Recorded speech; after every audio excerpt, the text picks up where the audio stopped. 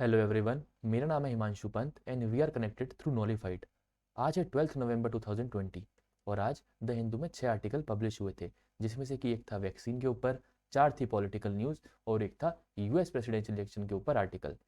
Vaccine में जैसे ही कोई हमें कॉन्क्रीट इन्फॉर्मेशन मिलती है, उसकी डिटेल्ड वीडियो हम अपने चैनल पर ज़रूर अपलोड करेंगे।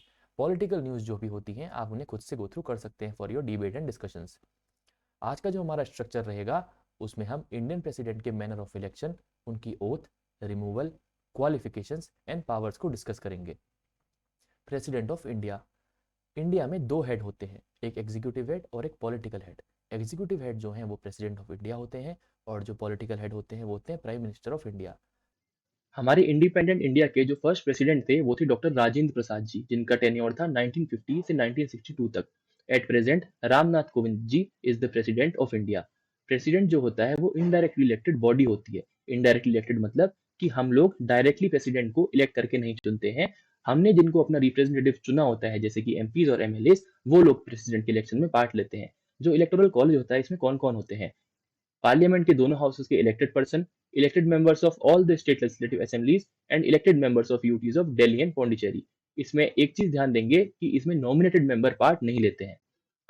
इम्पीचमेंट कंडीशन वो है violation of the constitution. Impeachment word president के रिमूवल के लिए यूज होता है। बाकी और कोई भी होता है, जैसे सुप्रीम कोर्ट का जज, हाई कोर्ट का जज, सीएजी, अटॉर्नी जनरल, इनके लिए हम रिमूवल वर्ड यूज करते हैं। सिर्फ प्रेसिडेंट के लिए इम्पीचमेंट वर्ड यूज करते हैं। ये जो कंडीशन है ये बहुत ब्रॉड है और इसे किसी भी तरीके से इंटरप्रिट किया जा सकता है। अब जो पॉइंट्स नोट करने वाले हैं वो है कि किसी भी हाउस में पार्लियामेंट के इनकी इम्पीचमेंट प्रोसीडिंग्स को इनिशिएट कर सकते हैं। नॉमिनेटेड मेंबर्स जिन्होंने कि इलेक्शन में पार्ट नहीं लिया था, वो इम्पीचमेंट में पार्ट लेते हैं।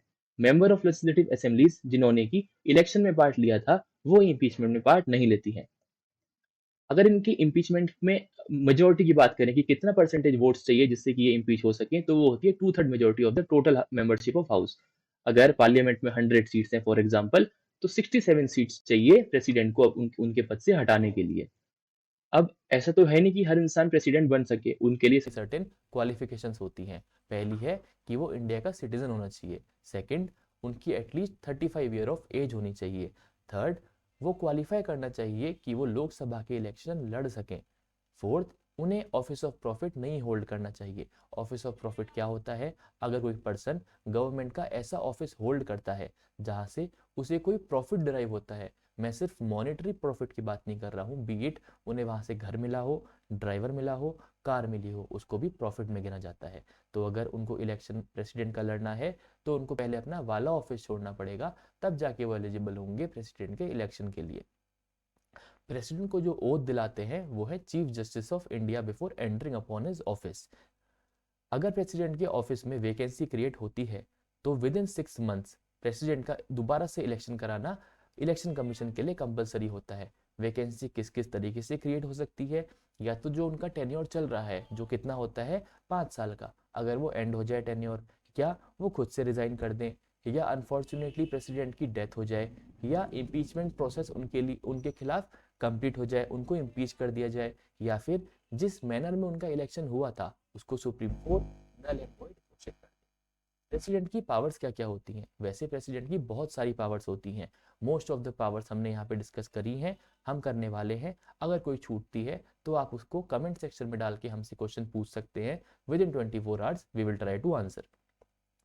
Executive parts: appointment of prime minister, CAG and attorney general. CAG कौन होता है? सीएजी होते हैं गार्जियन ऑफ पब्लिक पर्स। सारे जितने भी फाइनेंशियल ट्रांजेक्शन्स होते हैं, बीट ऑफ द स्टेट और द सेंटर, उनको ऑडिट करते हैं सीएजी। सीएजी मतलब controller and auditor general of India. ठीक, ये जो है ये कॉन्स्टिट्यूशनल बॉडी है। फिर आते हैं अटॉर्नी जनरल। अटॉर्नी जनरल कौन होते हैं? वो होते हैं सेंटर के वकील। वकील का मतलब अगर सेंटर का कहीं भी केस चल रहा है तो उनको अटॉर्नी जनरल रिप्रेजेंट करते हैं कोर्ट में। Legislative powers: summons and prorogues the parliament. Summon का मतलब क्या होता है?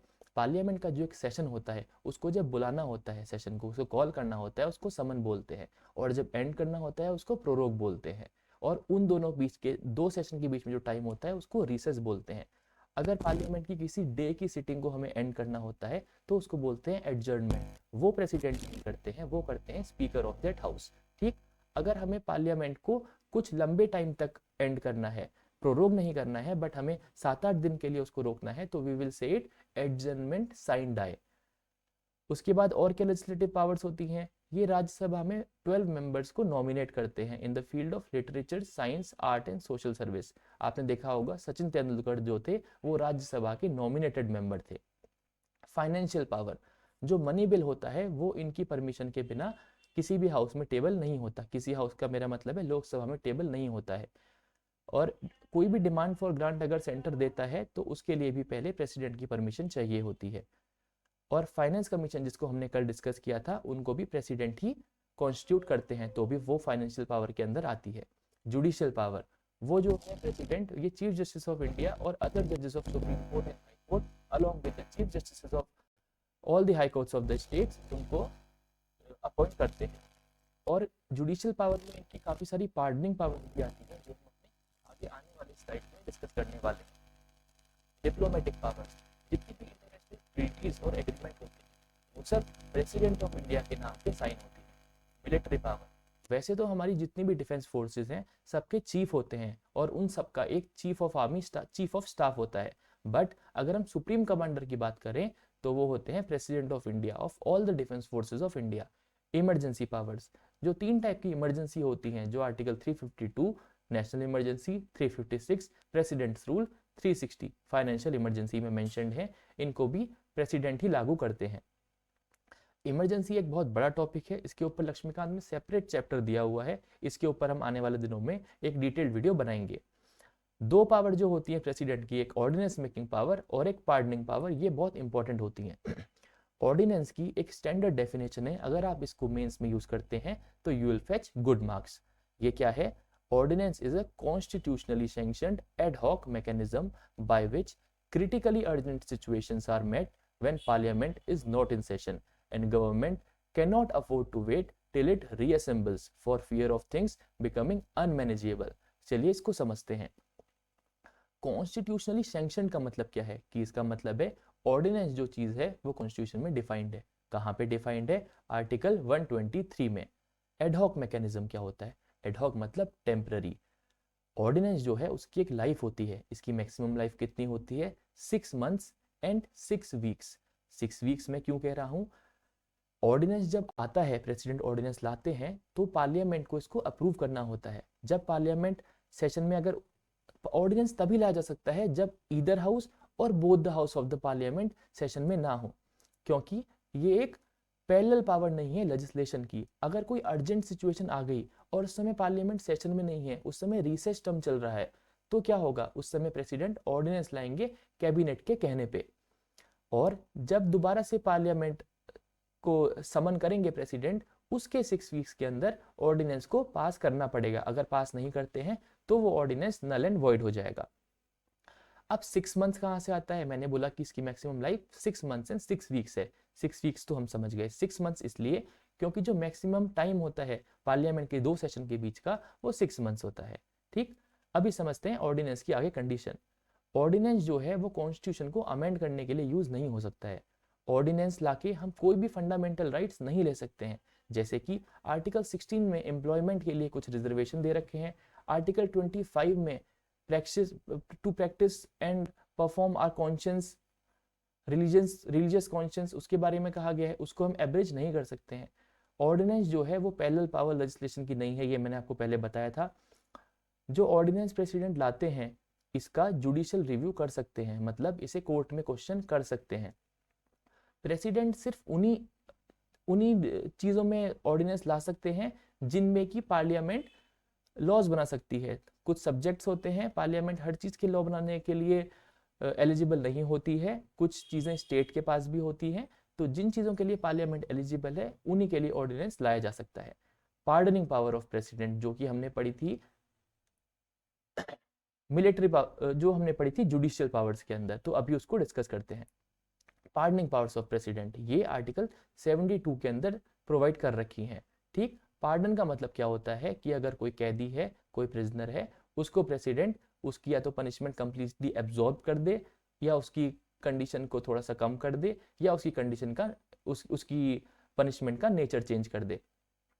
पार्डनिंग पावर कब कब प्रेसिडेंट दे सकते हैं? या तो जो पनिशमेंट है, जो ऑफेंस किया है वो यूनियन लॉ के अगेंस्ट किया गया हो, पनिशमेंट कोर्ट मार्शल का है, या फिर सेंटेंस ऑफ डेथ है। सेंटेंस ऑफ डेथ के लिए खाली पार्डनिंग पावर प्रेसिडेंट के पास है। Apart from this pardoning power governor के पास भी होती है स्टेट के। Types of pardoning power: pardon, commutation, remission, respite and reprieve. Pardon का मतलब क्या है? अगर मान लीजिए किसी को 10 साल की जेल हुई है और उसको प्रेसिडेंट ने पार्डन कर दिया, उसकी 10 साल की जेल खत्म हो जाएगी।